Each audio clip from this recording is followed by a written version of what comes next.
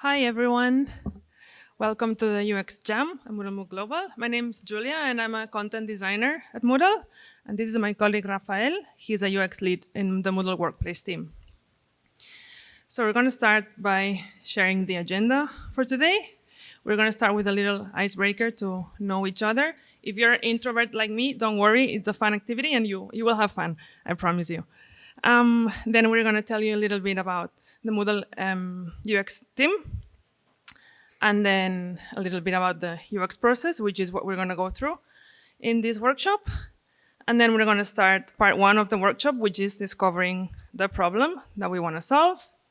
We're going to go into a short break, and then we're going to do part two of the workshop, which is designing a solution for the problem that we have discovered. And finally, there's going to be a conclusion, feedback, and maybe some time for questions. The goal of this workshop, the main outcome for us is that everyone goes home today having gone through a couple of design techniques and exercises that we use, and with an overall understanding of the UX design process.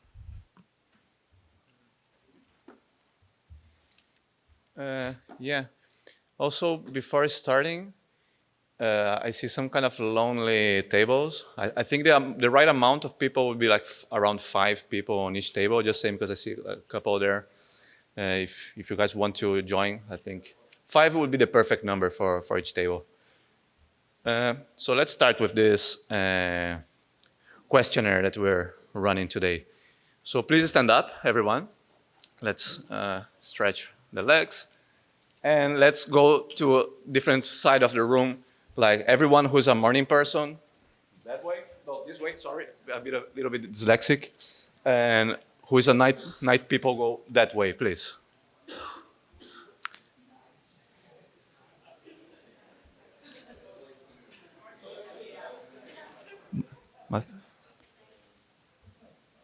Hola, hola.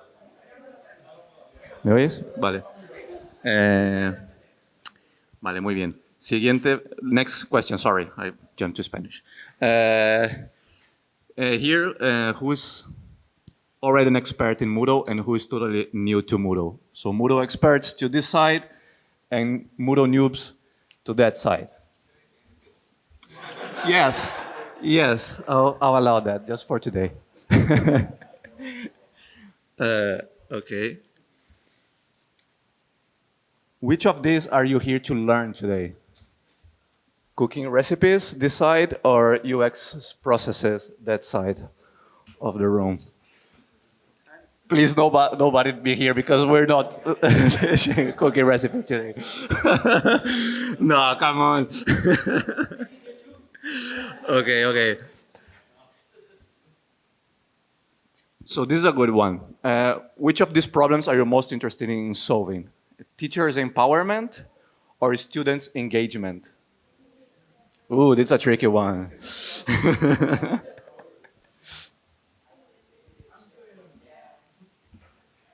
Okay, interesting. Okay, Emilio is changing his opinion. So which one is better, savory or sweet brunch?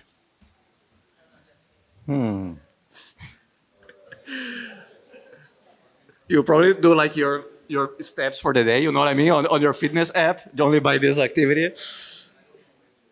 Are you familiar with UX design? This is kind of important for us. You know some processes from UX design, or are you completely new to it?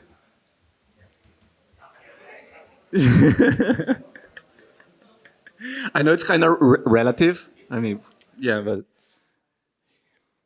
and let's know how you guys are doing with sports in school. Anyone here played basketball in school? Well, sorry. First of all, sorry. Raise your hand if you played any sport in school. This is the okay. Lower your hand if it was basketball. Lower your hand if it was football. Lower your hand if it was baseball. Lower your hand if it was volleyball. Lower your hand if it was swimming. So, what were you guys doing on school? I mean, Oh, okay, yeah, probably, yeah. You? Okay, you? Okay, okay. Thank you, guys. Raise your hand if you're alone in this conference. Okay. Uh, and everyone just say hi, everyone around us. Let's salute ourselves and go back to your seats, please. Thank you. ¿Es tu hora? ¿Prefieres esto?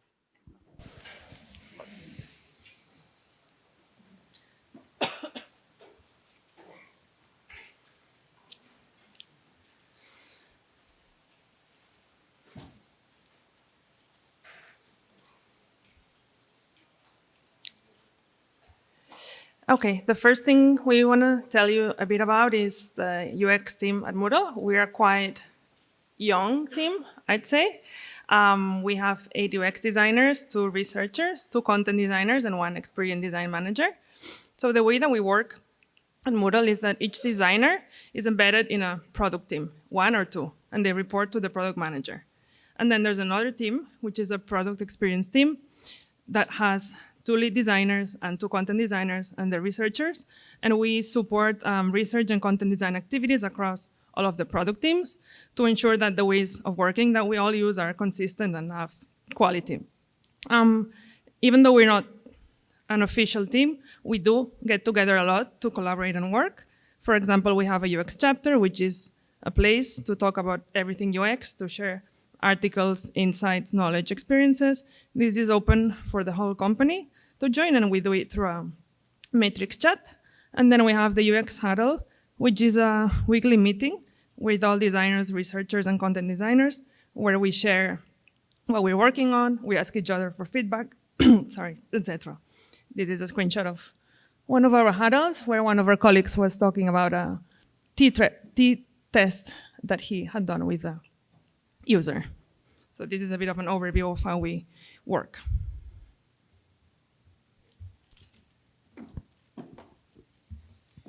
Thank you. So let's talk about a little bit of, well, it's hard to say the UX process because it's not like rocket science, but there are some patterns, some common patterns, some moments on UX process that are really easy to identify. At the beginning, we have a challenge. We have a problem to solve. We don't know it yet. Maybe we have a market opportunity, something that we want to tackle. We need to understand this process. I mean, not this process, sorry. Yeah, we need to understand this process, but we need to understand the problem that we have. This phase is, we call a divergence phase because we can gather a lot of data, the most as we can, depending on your size, I mean, on your resources. But then what we do with all this data, we need to kind of converge this into some actionable problems to be solved, which is a little bit tricky. It's not, again, not rocket science because it depends very much on business decisions, strategy, time to market, et cetera, et cetera. Then once we have the problem framed, we start to get creative with a lot of different solutions, brainstorming ideas, and then we need to land these ideas into prototypes, test them, know if they are viable, so they're working, and then they go to development and to the market, et cetera, et cetera. So this is one of the ways to understand this process. There's a different kind of representation. Sorry if it's very kind of hard to see here. Do you guys know this already? It's kind of this kind of thing that you heard a lot of times before. It's first time seeing this? Okay. On this first phase, we empathize with our users, our problem. Again, we try to understand. We generate a lot of knowledge in here.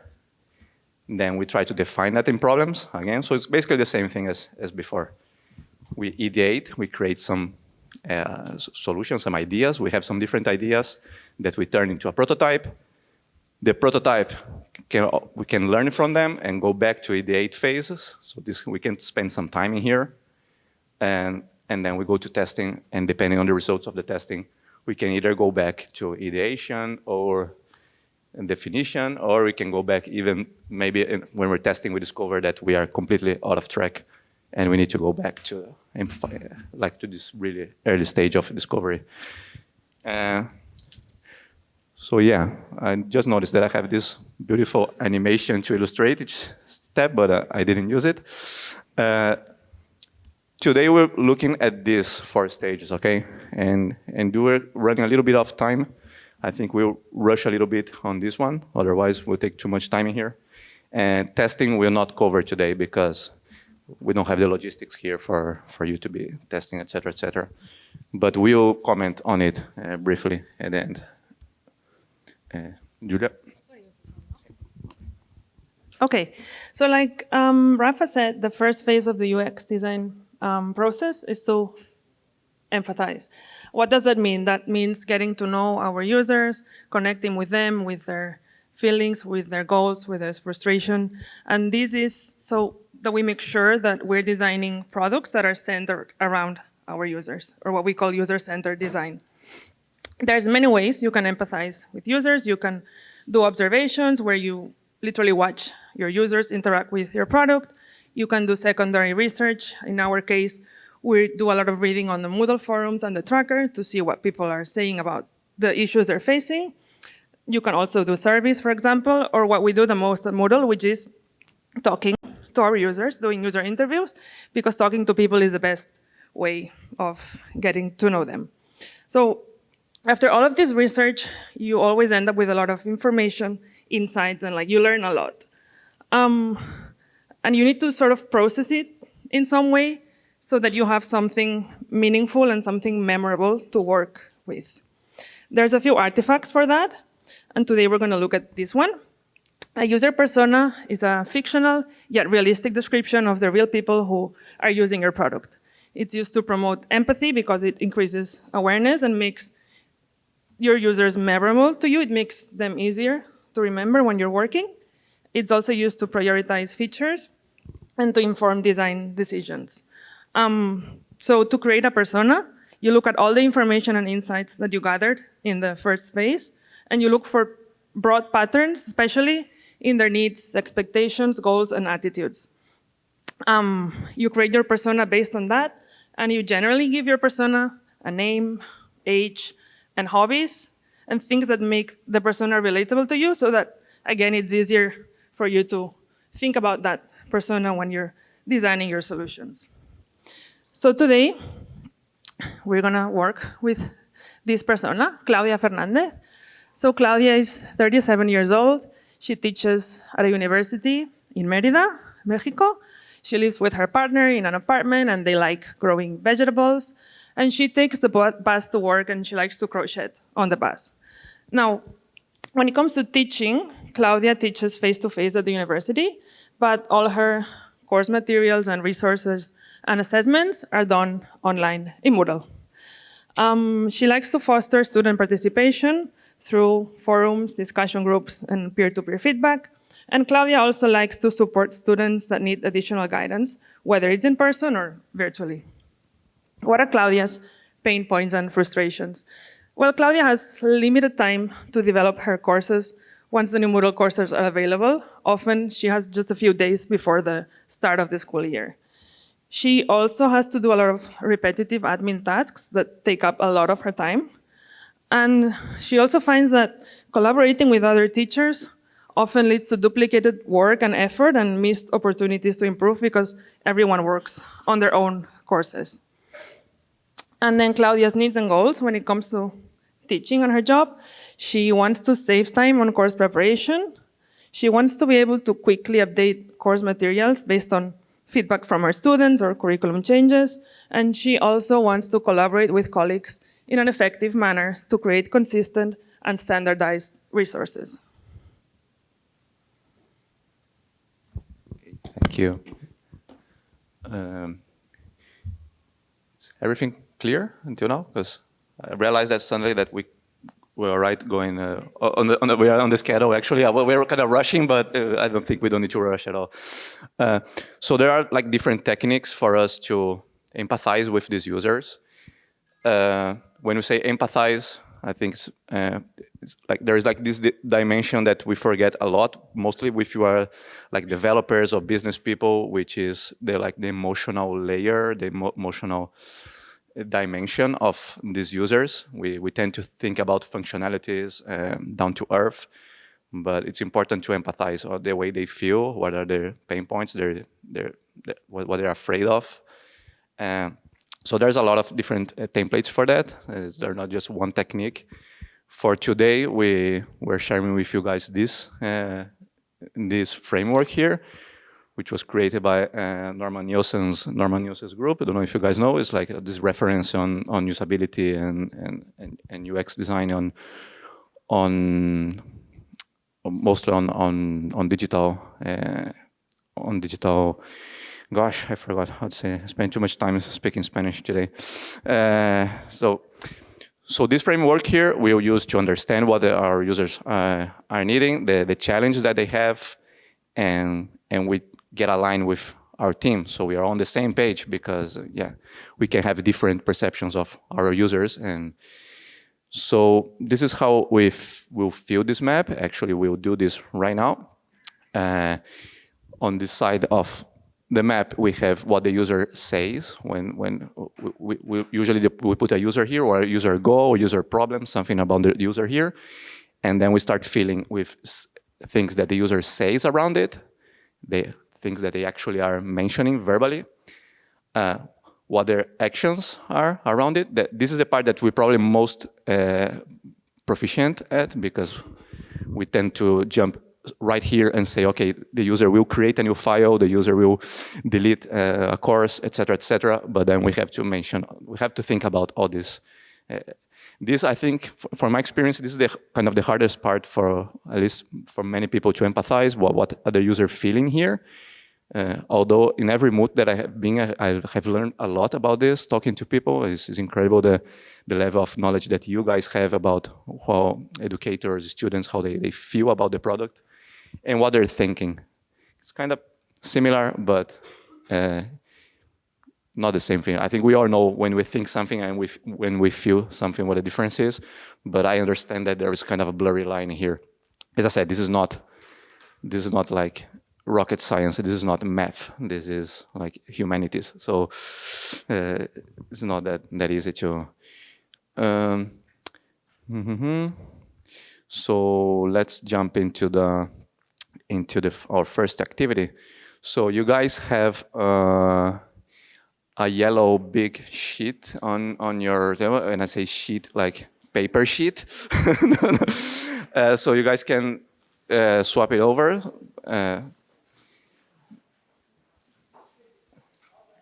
Like on the reverse of this yellow paper, we have the map, so you guys don't have to draw themselves. Okay, we're not going to fill it yet, so don't jump into the map. First of all, we all write the content of the map. We will write, but we will not place in the map yet. Okay, so this is a part of the activity that you work on your own. You don't need to talk to anybody. Silently, you can write down. I mean, you can talk if you want, but just say the next step we'll socialize and we'll get in terms with our colleagues. So we have 3 minutes for that.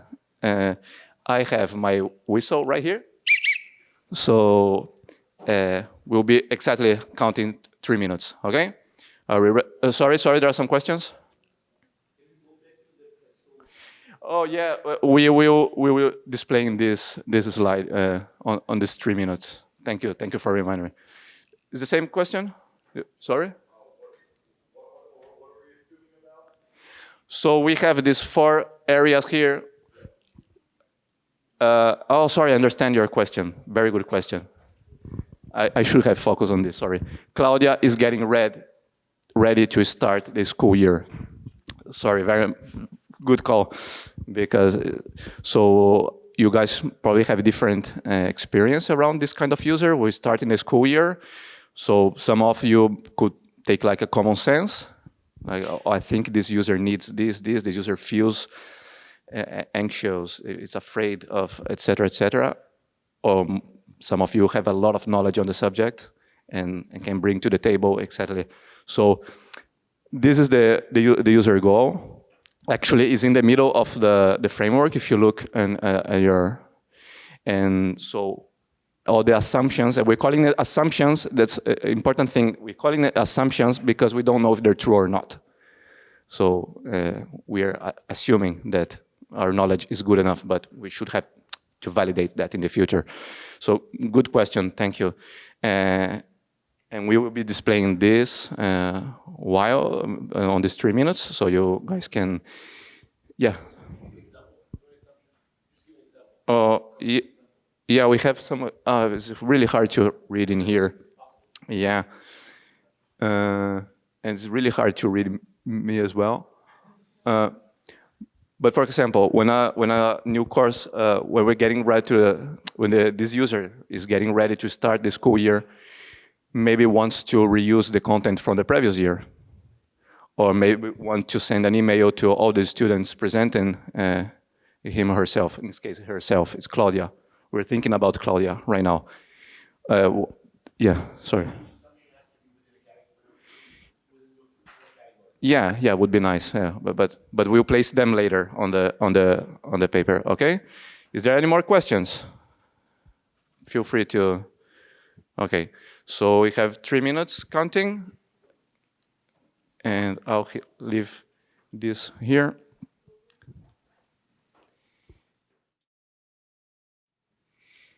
Okay. Do you guys need more time? No. No? Anyone needs more time? Raise your hand. No? No? Okay.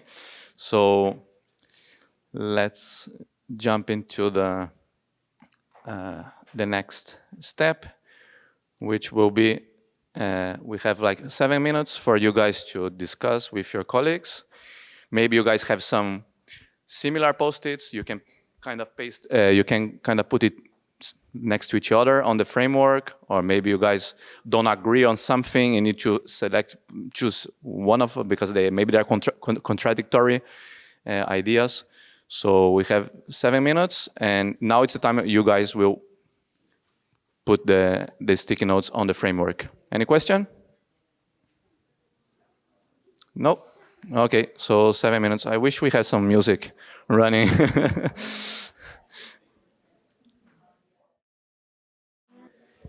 Hello. Do you guys need more time for this, or you're okay? Okay. I think one important thing to mention here from our side is that we're getting this information with us on the Moodle HQ, and we'll look at it. I mean, this is information that is valuable for us because you guys know what you're talking about. However, is more important, I think, for you is to bring these processes with you home. So it's not a matter that, oh, I'm right, you're wrong, making my point at all costs. It's like getting the idea of how these processes work. And from our side, we'll definitely take a look at all the content that you create as well.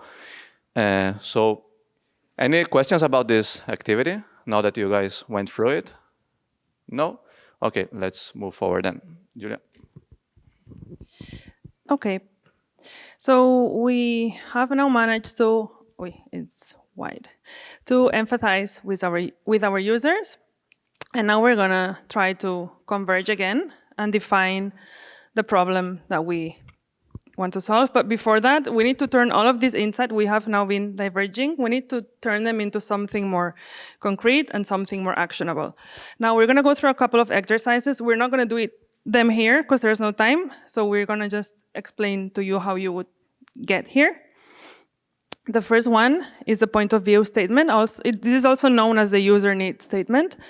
This is where you create a short and clear problem statement that defines a user, their need, and the insight or challenge behind that need. This helps you focus on the right problem by clearly identifying the user needs and challenges. It helps guide ideation towards meaningful user-centered solutions, and it helps us avoid assumptions and ensure we're solving real validated issues. So in real life, you would do this by looking at the empathy map that you've done, and the user interviews. However, today, we already brought this done. It should align with most of your empathy maps. If it doesn't, we hope you can realign your goal for today. So how do you build a point of view statement? It's a sentence, and what you want to outline is what is needed. Not the solution, but the need. So the way you build it is user needs a way to address this need that we have uncovered so that they can benefit in this way that we have also uncovered. The point of view statement that we're going to be working with today is Claudia, our persona, needs a way to reuse course content within Moodle so that she can spend more time focusing on her students. Okay, any questions until here? Okay. Now, this is a very nice statement, but to set us in the right mindset and in a problem-solving mindset, we're going to transform the point of view statement into a how might we exercise. Because these, like by transforming a statement into a question, this helps us encourage creativity because, this is a question and we can offer solutions and answers. It also helps us explore multiple solutions instead of jumping straight to one. And then it also fosters collaboration because when you discuss these things, you invite a variety of perspectives. Okay, from one single point of view statement like we had, this one, you might come up with more than one how might we. For example, for today, we could say, how might we help Claudia to easily share content within her Moodle site with other colleagues? Or we could say, how might we help Claudia to easily add content from other teachers' courses into hers? Or how might we help Claudia to find the specific content she's looking for within her university's Moodle site? Or how might we help Claudia to easily reuse her own content across different courses? When you end up with more than one how might we statement, you have to prioritize, you have to choose one. You would do this either by voting or using business intelligence, looking at the resources that you have, or using an impact effort matrix, like which is the thing that we can do that's gonna require the least resources and have the biggest impact. So for today's workshop, we've already done this job for all of you, and we're gonna be working with this how might we statement. How might we help Claudia to easily reuse her own content across different courses? Okay, this is the challenge that we're gonna be working on in part 2 of the workshop. So this is the end of the, sorry. I've been thinking, I didn't talk anything about Julia, so I want to know what all of you think. We are running all right in time, actually a little bit ahead of schedule. So we had the short break program for now. Would be kind of a longer break if we take it now. Do you guys prefer maybe we could move forward and we could end up earlier? Or you prefer to get your short break? Is there anyone here who wants to get the break now? Raise your hand. No? So I think maybe we're in a good pace. So instead of stopping and coming back, let's just move forward. Does it make sense? Okay. Thank you. Okay, then no short break? No. So yeah, this was the break that we were not. Although I'll take my. Yeah. I'll take the opportunity to. This is the beautiful slide that we're going to display on the break. So if you guys want to join the UX Experience Lab at Moodle HQ, please. This QR code will send you to the form itself. Yeah. So the Experience Lab is an initiative from the product experience team, mainly from our researchers, and it's to get us access to real users, to have people we can interview, to have people who can try our newest designs and play with prototypes and give us feedback. So you yourselves can join, you can share this with your staff, your employees, even if you're a partner with customers, because it really helps us to get insights of real users, which is what we need to design meaningful new features. And every month we have a 75 voucher draw for people who have participated in any of our studies. Okay, everyone had time to take a picture? Cool. Great. So now we're moving to part 2 of the workshop, which is designing a solution for the challenge that we just identified.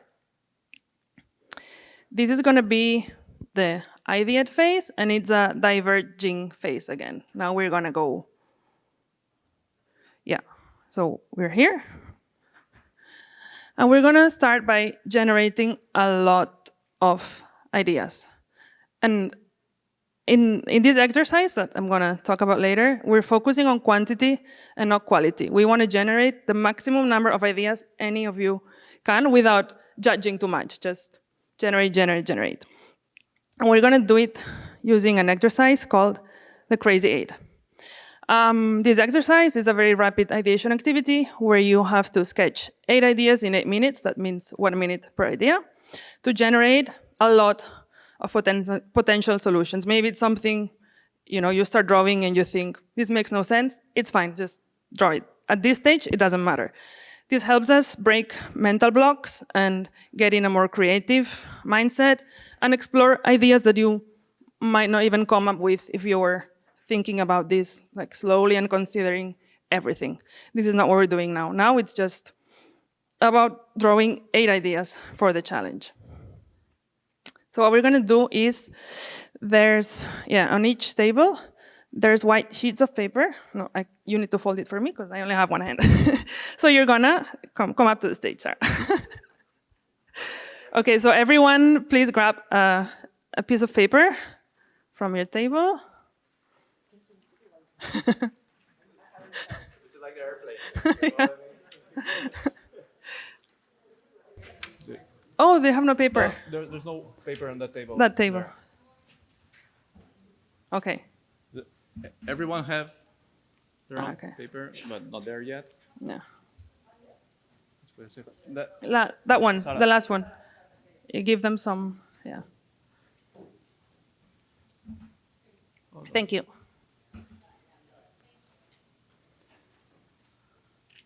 Okay. Do you have any more paper left still? Okay. Because we're going to need more. Okay. If everyone has their sheet of paper, okay, you're going to fold it in half, like Rafa here.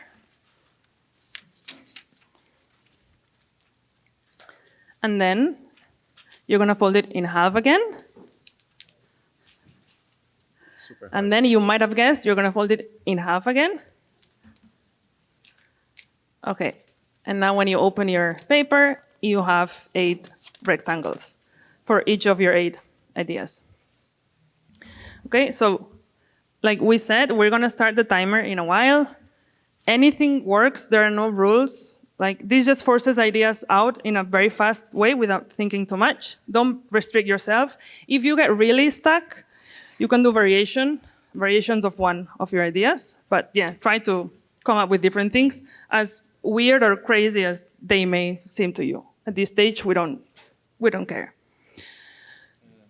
8 minutes. Yeah. So it's going to be 8 minutes, like no breaks. And after each minute, Rafa's going to use his whistle so that you know you need to move to the next rectangle. Any questions? Sorry. The ideas that we're going to draw are based on the how might we that we define. We're trying to find ideas to help Claudia to easily reuse her own content across different courses. This is an example of a Crazy 8 exercise. This was done by a UI designer, so her drawings are very nice. If yours don't look like that, it's fine. Mine don't either. It's just a matter of putting your ideas into the paper. Okay, no questions? Are we ready? 1 minute per idea. Okay, Go. time starts.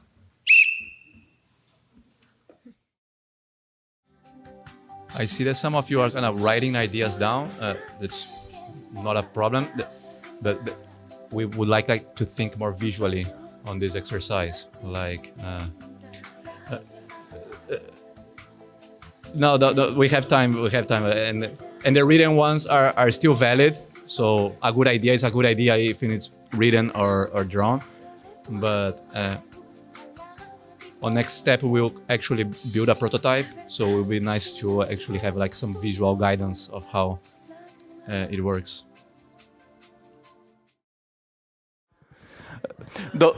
Those who are writing down your ideas, well, feel free to sketch it like quickly now. And still, as I said, a good idea, it's a good idea even it's written down or on, so let's say from one or more of your ideas, we need to, storyboards are useful to tell a story. It's kind of like a comic book. You can get into different levels of detail when it comes to that. You don't need to be like so good at hand drawing, like drawing your. You can do that if you think it's necessary to explain your idea, but I'm not sure that at Moodle we have this level of complexity.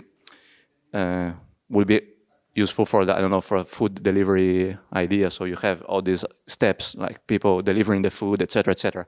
So this could be perfectly just kind of screenshots of your user interface without the need to actually draw what the user is doing at that point. So yeah, I hope you guys have some time to brief because we have another activity right now.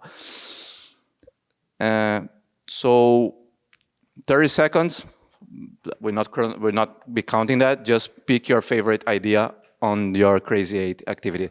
So from the piece of paper that you had before with 8 ideas, I want you guys, each one, to choose what is the best one that you had. Okay? Okay, I'll count 30 seconds just to... Yeah. Everyone choosing their own better idea. We're not negotiating yet.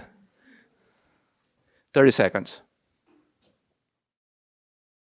So you guys should have something like this on a piece of paper now, telling a story.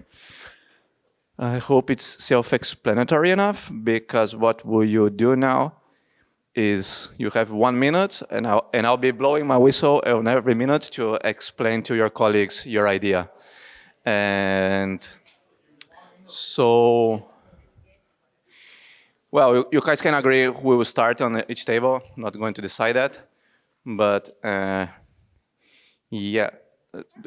Okay, so we have 1 minute. You guys know who are starting on each table? Then you can go clockwise or anyway. 1 minute to explain. You have to sell your idea to your teammates. Okay, starting now. Okay, so next step on this process is the voting time. So on your tables, you have this red dot sticker.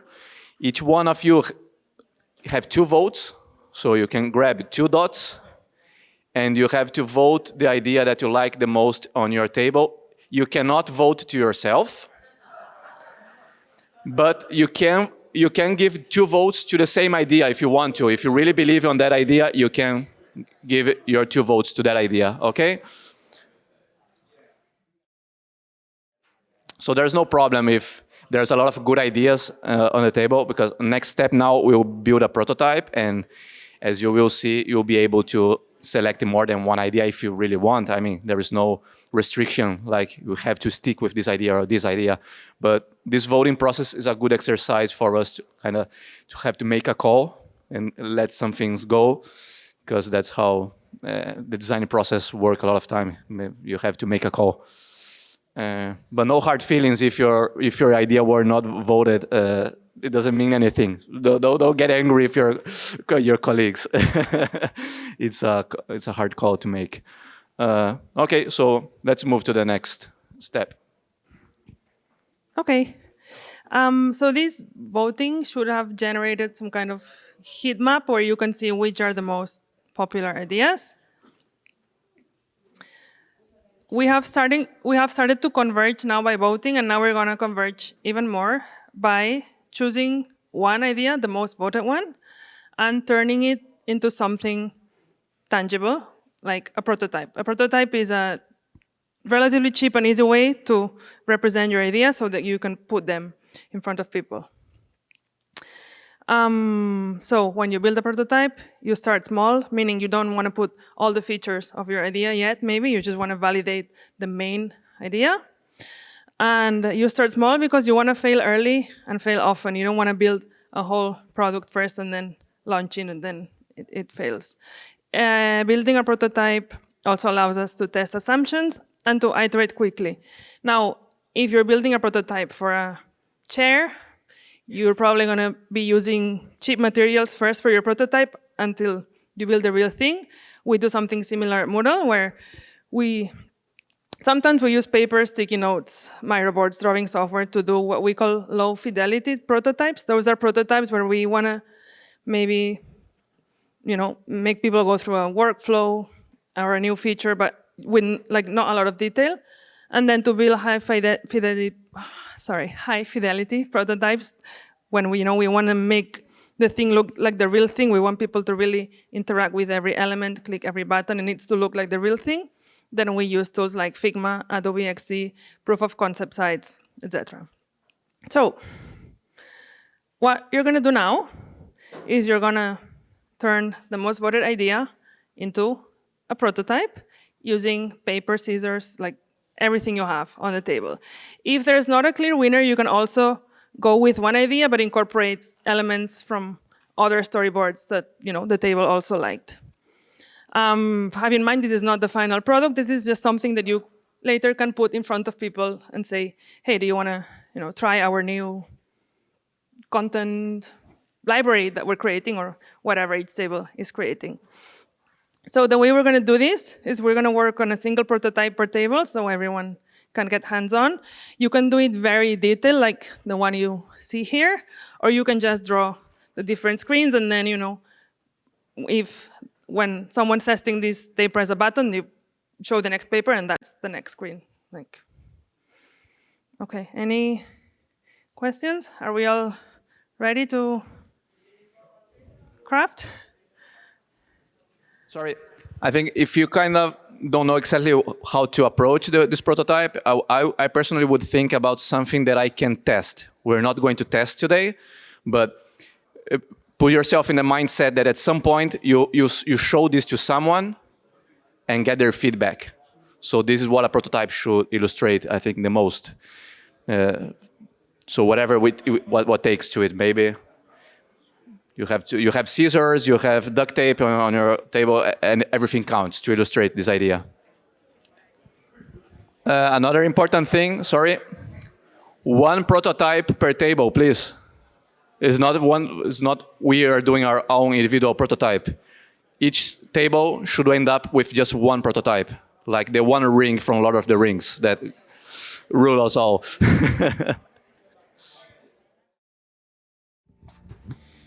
Okay, I think that's enough time. Thank you, guys. So we have some spare time. Sorry. Do anyone wants to explain your prototype for the rest of your room? It feels kind of intimidate, but maybe you have some really interesting ideas and you want to share with the rest of the assistants. It's a shame that we cannot share it, kind of display in here, because it would be easier to understand if we could actually see the prototype, why you guys talk about it. But maybe you have some great idea, want to talk about something that you think that in Moodle could be used to achieve that that goal that we're talking before. Anyone? Or you guys don't feel like doing this? I see some pointing in there. No, this shouldn't be like a chore. We don't want anyone to feel bad doing this. But if you guys want to, we have some spare time. Anyone? Okay, there, we have a microphone here. So. Oh, okay. Oh. There we go, even better. How do I show my paper? Yeah, we can't see that, so it's kind of a bummer, but if you can describe it. Okay, so the idea comes from... Sorry, let's do that. Let's take a picture and send to the computer. This will take like 1 minute, but I think that's worth the effort. Oh, there it is. There it is. Yeah. So...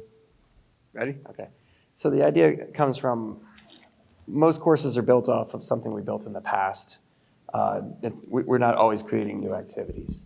So in this case, currently you have to go to course, reuse, import.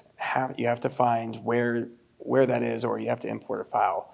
We kind of want to make it where it makes the most sense, where add an activity resource pops up the current modal. It says, here's your favorites, your activities and resources, which already exist.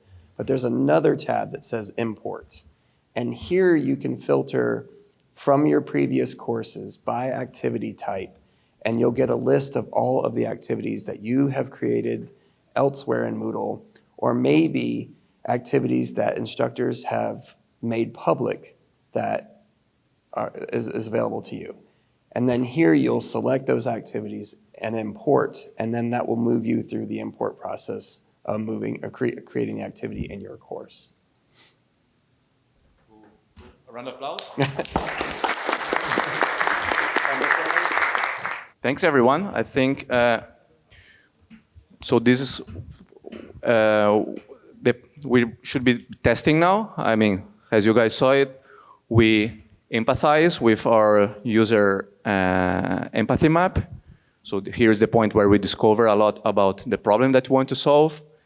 Then we didn't define in here because we brought you guys the definition we brought from home. I mean, because it's really hard to turn this into this. It's not something that is realistic for us to get this empathy map that you have right now and turn into an actual actionable problem. So for that one about reusing courses, we have our brainstorming. We create a lot of different ideas for the brainstorming, which then we converge in just one prototype that each table has just one prototype, and then we'll be testing it. It would be amazing if we could test it now, but it's impossible. Can you imagine how hard it would be everyone moving different tables? Because you can't test your own prototype. You need to search for someone else, and that's not realistic. Although I encourage you guys to, if you want, during the mood, to show your prototypes, and as most of all, as an exercise of humility, because many times I say we fall in love with our ideas, and it's great to show actual potential users and see if sometimes they don't understand, doesn't make sense to them. So that's why at all of these steps, we can always go back. And as Julia said, the important thing is to fail as soon as possible, as cheap as possible, with a piece of paper, because every step that you move forward in the process, you're spending resources, we're spending designers, developers. So I think in a nutshell, this could be called like an UX process. As I said, this is not rocket science. It's just one framework to explain it. It could get a lot more complex with that. Every time we see this kind of workflows, it's beautiful in theory, but we know that in real life, we have arrows going everywhere, pointing everywhere. So, but I think it's a good frame of reference. Yeah, so as I said, about user testing, you can use different tools for that. I mean, we use like UserZoom at Moodle, but you can use Google Meet, you can have a video call. I mean, there's no really technical constraint. These tools make it easier for you, but there's no excuse for not testing it. Your findings should be listed somewhere. Confluence is a tool that can be used for that, but you can use Microsoft Word, Google Docs. Important thing that your findings are actually listed down, and it's something that your team can also access it and understand it.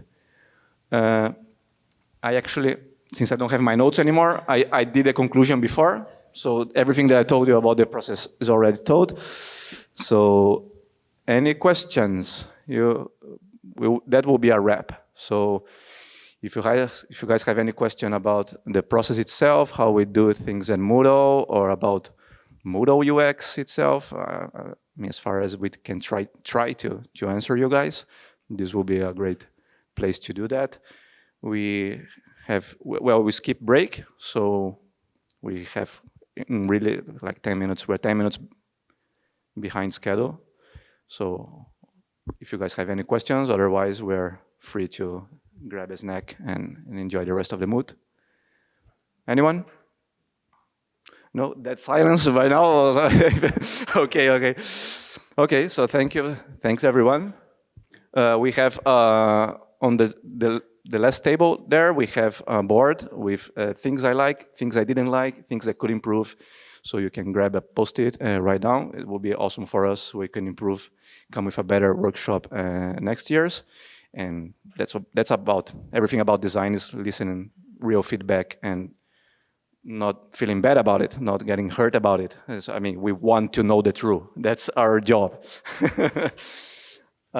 That's all. Thank you for participating. Thanks, Julia, for co-hosting it. And see you around. Thank you.